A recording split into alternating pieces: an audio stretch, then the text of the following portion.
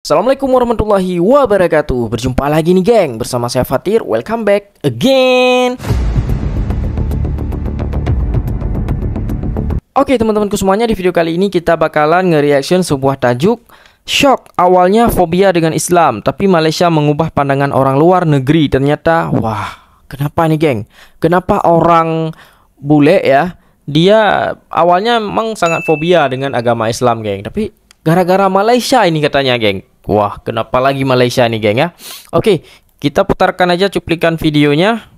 1, 2, 3, play. I can start off with how I was pretty much Islamophobic, anti-Islam. Yeah. Anti-Islam. Wow. Started when I actually came to Malaysia. I was originally anti-Islam. I didn't like Muslims. I wasn't exposed to many Muslims at all. And after the events of like 9/11 and the bombings in London, I was, naturally scared of Muslims and didn't really like Muslims at all. And obviously I was against sort of the whole ideology of Islam. And then I was given a chance to come to Malaysia, to study here in Malaysia for 1 year, and I was instantly exposed to the beauty of Islam through the akhlaq of the Muslims here. Everyone was very welcoming. Basically everyone was the opposite of what I was told by the media in England.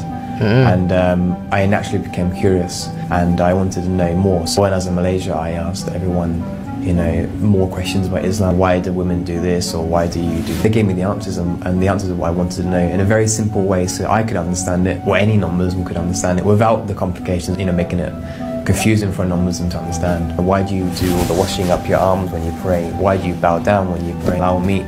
Always questions. Many of my friends replied nicely. And then I went back to England with a different mindset of Islam. I took it upon myself to go to the Islamic society in England, like the clubs. I basically joined in with all the Muslim week. I think every Tuesday we went to a club and just hang out and chilled and talked about Muslim matters in England. The reason why I did that was so I knew that all Muslims were like this. Going to Malaysia, Islam was great. Going to England, I wanted to make sure it was the same thing. It wasn't this sort of this thing where everyone was like, oh, so nice to be in Malaysia, but in England or wherever else, Muslims were different. And then finally I came back to Malaysia to teach at UTM in Johor, and then decided to, this is the right thing, and that's how I became a Muslim. And after about 3 or 4 years of studying Islam, I decided to enter Islam. Wah, masuk Islam akhirnya dia geng. Wow. You are a Muslim. Anda seorang Muslim ya. Converted to Islam. Then we got married after that. Islam adalah cara hidup yang baik. Siap-siap. Everybody should. My grandma can't speak English at all. You were in an English school. Wow, that's good. When you were a teacher, what subject did you teach? All subjects. Oh, you were like a homeroom teacher. Yes. Do you still teach or not anymore? Wow, saya umur 81 tahun. Wah, Masya Allah. Saya masuk Islam sebab saya nak. Saya pindah di Malaysia sebab saya nak. Saya belajar bahasa Melayu sebab saya nak. Kalau saya pakai tudung keluar, orang lain memang tak perasan saya orang Jepun. Tak tahulah itu bagus atau tak. Satu-satunya perkara yang boleh saya katakan ialah saya sangat suka makanan Malaysia. Ya Allah. Recognize this face? Dari wajah ini. While scrolling through your feed? Okay. Yes, it's Alana Dunsmore, a Scottish influencer who has accepted Malaysia and Islam with open arms. With over 100,000 followers on Instagram and YouTube, this Westerner's travel adventures, love for local cuisine, and mastery of the Malay language have kept her audience hooked. Wow. Just weeks before her first Ramadan as a Muslim, Dunsmore, alongside her newlywed husband, local actor Abbas Mahmood, spoke with FMT Lifestyle about her unique story. Wow.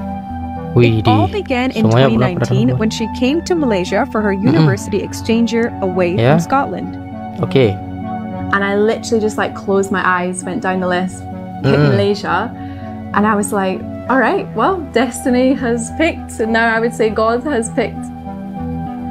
Fast forward to this year, the 24-year-old admits that it was the country's irresistible charm that drew her to stay long after her degree was done. Wow. It's the people. It's the people first and foremost, because if you go to a country and people are not like Malaysians, for example, you just feel like so. But when Malaysians, they have like the biggest heart. You know, everyone is, if you need help, they're there for you, you know, like everyone just wants you to enjoy Malaysia. Everyone's really smiling, friendly, welcoming. I've never experienced this before in any other country.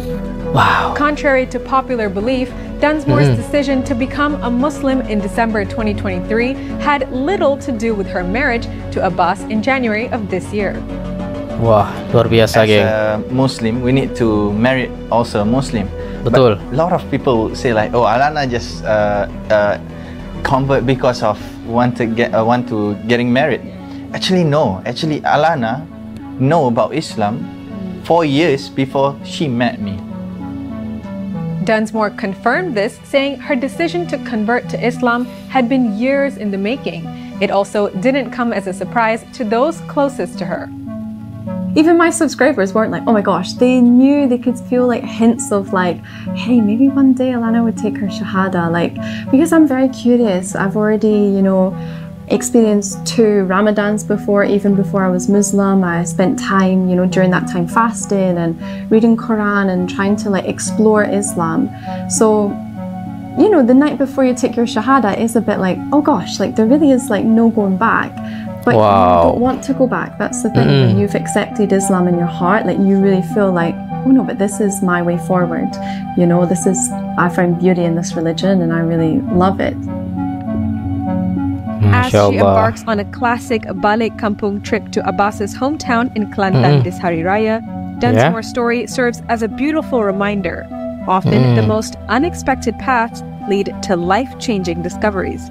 How do you practice Islam in space? Well, in 2007, the Malaysian astronaut Sheikh Muzaffar Shakur was preparing for a Russian mission to the International Space Station, and as a devout Muslim, he prayed 5 times a day in the direction of the Kaaba, located in Mecca, Saudi Arabia. But once you leave Earth's orbit, days last only 90 minutes, and when you're on the ISS, Mecca changes location in relation to you, moving at 17,400 miles per hour. So a group of 150 experts in Islamic law and practice of the National Fatwa Council of Malaysia helped determine how he could adapt his prayer practices to life in space. He could project the Kaaba's location into space mathematically, move his head instead of lying down, which is a bit difficult in zero gravity, and use his point of departure to calculate the time of day. In the end, Shakur was able to maintain his ritual obligations just a little differently. Wow, luar biasa, geng.